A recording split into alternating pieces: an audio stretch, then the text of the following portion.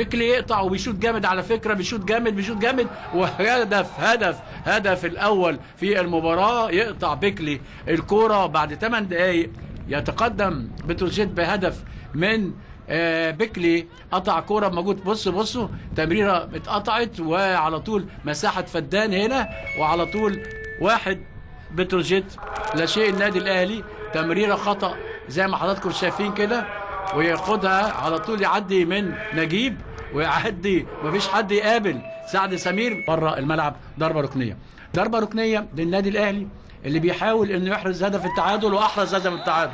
انا لسه بقول لحضراتكم اهو، يعني وليد سليمان يحط هدف التعادل في الوقت القاتل. وليد سليمان في ايه؟ في الدقيقه الاولى من الوقت البدل الضائع اهو، يحرز وليد سليمان هدف حلو قوي.